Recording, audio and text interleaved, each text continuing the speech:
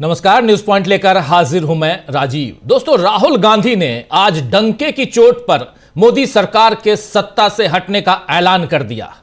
दिल्ली के रामलीला मैदान में वोट चोर गद्दी छोड़ नाम से कांग्रेस ने महारैली की आज, जिसमें देश भर से लाखों कार्यकर्ताओं के साथ कांग्रेस ने अपनी ताकत का नए सिरे से प्रदर्शन किया। इस रैली में राहुल गांधी के निशाने पर नरेंद्र मोदी, अमित शाह और ज्ञानेश कुमार के साथ साथ मोहन भागवत भी रहे। राहुल गांधी ने बता दिया कि मोदी सरकार की वोट चोरी जनता समझ चुकी है और अब इनके पास ज्यादा वक्त नहीं है। सुनिए जरा। हिंसा से नहीं, सत्य और अहिंसा के साथ हम नरेंद्र मोदी और अमित शाह को हरा के दिखाएंगे। देखिए, आपने देखा होगा, मैंने अमित शाह की बात की, मगर आप मोदी जी का चेहरा देखिए, अच्छी तरह देखिए। जो मेरी बहन ने कहा, मोदी जी की कॉन्फिडेंस खत्म हो गई है। आपने देखा, वो भी जानते हैं कि हमारी वोट चोरी पकड़ी गई है और अब बस थोड़ा सा समय बचा है, थोड़ा सा समय बचा है, पूरे देश को हमारी सच्चाई पता लग जाएगी। भाइयों और बहनों, ये वोट तो सुन रहे थे आप। यहां राहुल गांधी यहीं नहीं रुके। राहुल गांधी ने जब कहा कि संसद में जब अमित शाह चुनाव सुधार पर बोल रहे थे तो उनके हाथ कैसे कांप रहे थे, इसकी एक्टिंग भी राहुल गांधी ने करके दिखाई है। जरा इस वीडियो को देखिए। आपने देखा अमित शाह को, हाथ देखा अमित शाह का, हाथ देखा कांपते हुए ऐसे देखा। क्यों हाथ क्यों कांप रहा था, मैं बताता हूं। क्योंकि ये बहादुर जब ही हैं जब इनके हाथ में सत्ता है। जैसे ही इनके साथ से सत्ता निकलेगी, आप देखना इनकी बहादुरी कहां जाएगी।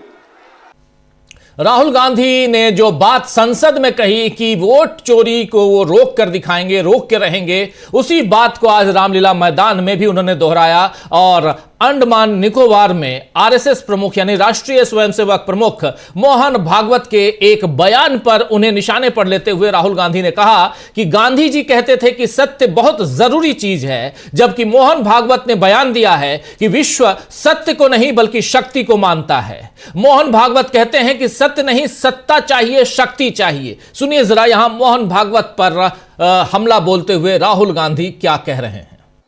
गांधी जी कहते थे कि सत्य सबसे जरूरी चीज है। हमारे धर्म में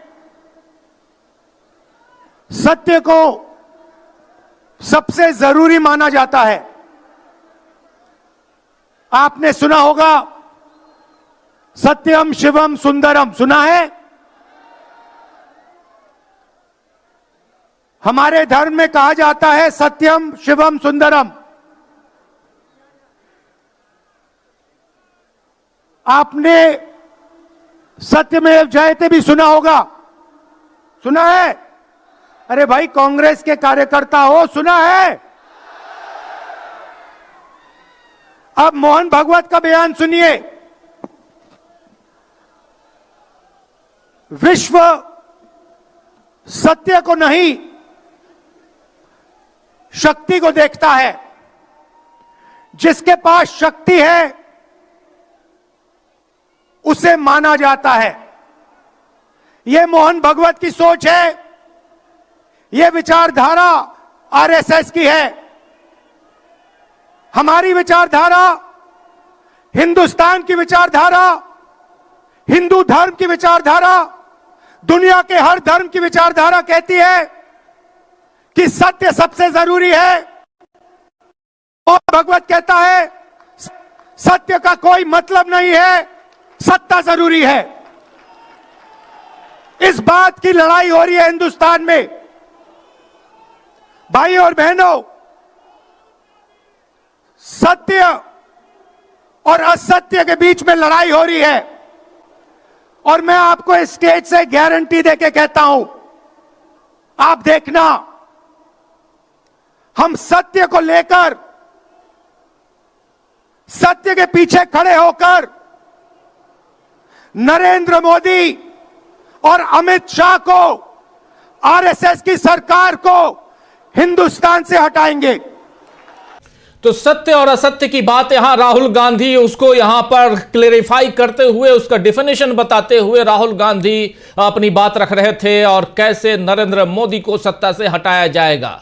राहुल गांधी ने कहा कि देश के अलग अलग हिस्सों में बीजेपी ने वोट चोरी की है, ये वोट चोरी करके सरकार चलाते हैं, अगर ये वोट चोरी नहीं करते तो इन्हें आप 5 मिनट में सरकार से निकाल देते। मोदी और अमित शाह पर हमला बोलने वाले अकेले राहुल गांधी नहीं थे, बल्कि प्रियंका गांधी ने तो बीजेपी को चैलेंज कर दिया कि आज बैलेट पेपर पर चुनाव लड़ो तो हार जाओगे। सुनिए प्रियंका गांधी को। मैं चुनौती देती हूं, एक सही चुनाव लड़ लें, बैलेट पे लड़ लें, तो ये खुद जानते हैं कि कभी नहीं जीत पाएंगे। तो सुना आपने, साफ साफ यहां कह रहे हैं कि ये बैलेट पर चुनाव लड़ लें तो नहीं जीत पाएंगे। अपने भाषण में प्रियंका गांधी ने मोदी सरकार पर हमला बोलते हुए संसद में जरूरी मुद्दों से भागने का इल्जाम लगाया। प्रधानमंत्री कार्यालय यानी पीएमओ के तार बेटिंग ऐप से जुड़ने का इल्जाम भी लगाया और इसके साथ पिछले चुनाव में बीजेपी के अत्याचारों की याद भी जनता को दिलाई। सुनिए जरा इस बाइट को। आज परिस्थितियां ये है कि पिछले आम चुनाव में मुख्यमंत्रियों को जेल में डाला गया, कांग्रेस पार्टी का बैंक अकाउंट बंद कर दिया गया, भ्रष्टाचार के नाम पे तरह तरह के इल्जाम लगाए गए जिसका कोई प्रमाण नहीं है। ईडी भेजी, इनकम टैक्स भेजा, सीबीआई भेजी, और जैसे जैसे जिनका दिल कमजोर था, जो सह नहीं पाए, वो उनकी पार्टी में शामिल हो गए, वैसे वैसे इनकी वॉशिंग मशीन उनको धोकर उनको पाक बनाती रही। तो यहां वॉशिंग मशीन तक की बात कर डाली प्रियंका गांधी। इसके अलावा प्रियंका गांधी ने लोगों को यह बताया कि असल में भारत माता कौन है और कैसे नरेंद्र मोदी इन पर हमला कर रहे हैं। नेहरू जी का एग्जाम्पल देते हुए प्रियंका गांधी ने जो कुछ कहा है, जरा इसे भी सुन लीजिए। ये वोट क्या है, इसकी कीमत क्या है हमारे जीवन में, इसको समझना बहुत जरूरी है। बहुत समय पहले जब आजादी की लड़ाई शुरू हो रही थी और नेहरू जी जगह जगह जाते थे लोगों से मिलने के लिए, तो एक नारा गूंजता था। जब वो पहुंचते थे तो देश की जनता भारत माता की जय जयकार करती थी। उस समय नेहरू जी ने इस बात का उल्लेख किया कि भारत माता क्या है। उन्होंने कहा कि भारत की प्राकृतिक संपत्ति, भारत की नदियां, भारत के पहाड़, भारत के खेत तो भारत माता है ही, लेकिन भारत की जनता, भारत का एक एक बेटा, एक एक बेटी, जो इस धरती का पुत्र है, जो इस धरती की पुत्री है, वे सब भारत माता के अंश हैं। वे सब एक तरह से भारत माता ही हैं। और इसी सोच, इसी भावना ने हमारे संविधान को बनाया। इसी भावना ने आप सबको एक एक वोट दिया, जिससे आपका सबसे बड़ा अधिकार सरकार को चुनने का, सरकार को गिराने का आपको मिले। इसी सोच ने, इसी भावना ने इस तरह की संस्थाएं बनाई कि लोकतंत्र को मजबूत रखें। कैसी संस्थाएं थी ये? न्यायपालिका, मीडिया, संसद, ये राजनीतिक दल जिसका हम भाग हैं, विपक्षी दल, सत्ता पक्ष के जो नेता हैं वो, चुनाव आयोग, ये सब जनता के हित की रक्षा के लिए बनाए गए। इसीलिए जब आज हम देखते हैं कि इन सब संस्थाओं को कुचला जा रहा है, तो एक एक भारतवासी को उठना चाहिए, जागना चाहिए और ये समझना चाहिए कि जो वार हो रहा है वो सिर्फ इन संस्थाओं पर नहीं, लेकिन हम सब पर, आप सब पर, एक एक देश के पुत्र पर, एक एक देश की पुत्री पर वार हो रहा है और इसे समझना बहुत ज्यादा जरूरी है। तो सुन रहे थे आप प्रियंका गांधी को। बीजेपी ने कैसे पहले दलों में फूट डाली, नेताओं को दबाव में लिया, प्रेशर में लिया और अब संस्थाओं पर कब्जा कर वोट चोरी में लगी हुई है, इसका सच कांग्रेस ने आज रामलीला मैदान से पूरे देश को सुना दिया है। वहीं कांग्रेस अध्यक्ष मल्लिकार्जुन खड़गे ने कहा है कि बीजेपी वोट चोरी कर देश से गद्दारी कर रही है, हमें इन गद्दारों को सत्ता से हटाना होगा। सुनिए जरा यहां खड़गे को। अरे ये लोग हमारे खिलाफ बात करते हैं, नेहरू के खिलाफ बात करते हैं, गांधी के खिलाफ बात करते हैं, अंबेडकर के खिलाफ बात करते हैं, वल्लभ भाई पटेल और नेहरू जी के बीच में वो लोग झगड़ा लगाने चाहते विचारों का, ये नहीं होने देंगे। और दूसरी तरफ वोट चोरी, ये गद्दार लोग हैं, इन गद्दारों को आपको हटाना होगा। अगर आप अपनी सुरक्षा कर लेना है, आप मजबूत बनना है, तो इन गद्दारों को हटाओ। तो सुन रहे थे, इन गद्दारों को हटाओ। खड़गे ने यह भी कहा कि कांग्रेस पार्टी की विचारधारा ही देश को बचा सकती है। राष्ट्रीय स्वयंसेवक संघ यानी आरएसएस की विचारधारा हमारे देश को नहीं बचा सकती, उल्टा ये इस देश को खत्म कर देंगे। बीजेपी और आरएसएस के लोग संविधान को खत्म करने की कोशिश में लगे हुए हैं। सुनिए। कांग्रेस पार्टी की विचारधारा ही देश को बचा सकती है। भागवत की विचारधारा, गोलवाल गुरु जी की विचारधारा या हमारे मनुस्मृति की विचारधारा ये देश को बचाएंगी नहीं, ये देश को खत्म कर देगी। और उसी रास्ते पे मोदी चल रहे हैं और उसी रास्ते पे बीजेपी चल रही है।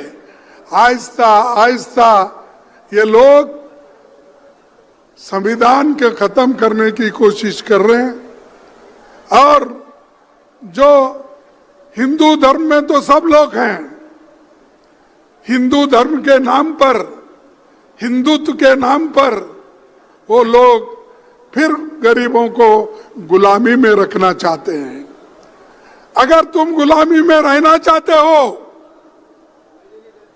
अगर अपने स्वाभिमान को धक्का देने के लिए उनको आह्वान करते हो, तो आप पूरा खत्म हो जाएंगे। अरे देश जो आजादी मिली, वो आजादी कांग्रेस ने दिलाई, मोदी ने दिलाई। अरे मोदी अभी पैदा भी नहीं हुआ था। हाँ, अमित शाह वो तो और भी बच्चा था। तो सुन रहे थे आप, यहां मोदी पैदा भी नहीं हुए थे और अमित शाह तो और भी बच्चा थे। रामलीला मैदान से कांग्रेस की ताकत का इजहार पूरे देश ने देखा और बीजेपी इस पर परेशान दिख रही है। बीजेपी ने इस रैली पर अपनी प्रतिक्रिया दी, प्रेस कॉन्फ्रेंस कर डाले बीजेपी के प्रवक्ता। बीजेपी प्रवक्ता सुधांशु त्रिवेदी ने इस रैली पर क्या कुछ कहा है, जरा उनको भी सुन लीजिए। का समर्थन करने वाली राम विरोधी कांग्रेस की रामलीला मैदान में हुई कुंठाग्रस्त घुसपैठिया परस्त रैली में आदत से मजबूर होकर और फ्रस्ट्रेशन से भरपूर होकर प्रधानमंत्री श्री नरेंद्र मोदी जी के लिए एक बार फिर अपशब्दों का, अभद्र शब्दों का और गालियों का प्रयोग किया गया। एक बार फिर उनके कार्यकर्ताओं के द्वारा मोदी जी की मृत्यु की कामना और कब्र खुदने जैसे शब्दों के नारे लगाते हुए वीडियो उपलब्ध हुए हैं। यह दर्शाता है।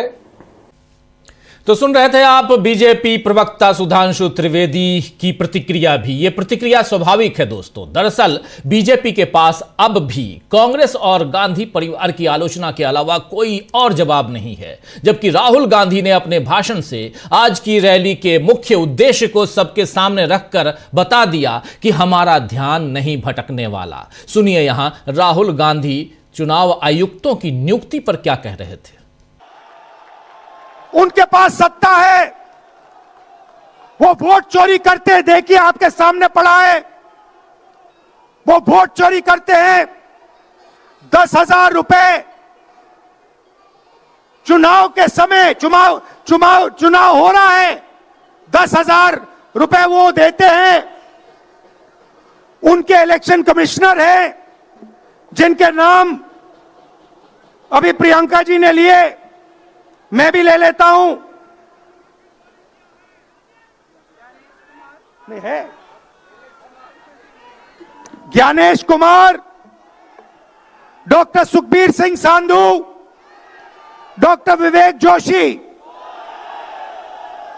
याद रखिए, ज्ञानेश कुमार, सुखबीर सिंह सांधू, विवेक जोशी। ये जो सत्य और असत्य की लड़ाई हो रही है, इलेक्शन कमीशन बीजेपी के सरकार के साथ मिलकर काम कर रहा है, और इनको जितनी भी इम्यूनिटी देनी है दे दो। नरेंद्र मोदी जी ने इलेक्शन कमिश्नर्स के लिए कानून बदला, नया कानून लाए, कहा कि इलेक्शन कमिश्नर कुछ भी करे, उन पर एक्शन नहीं लिया जा सकता है, उन पर कार्रवाई नहीं ली जा सकती है।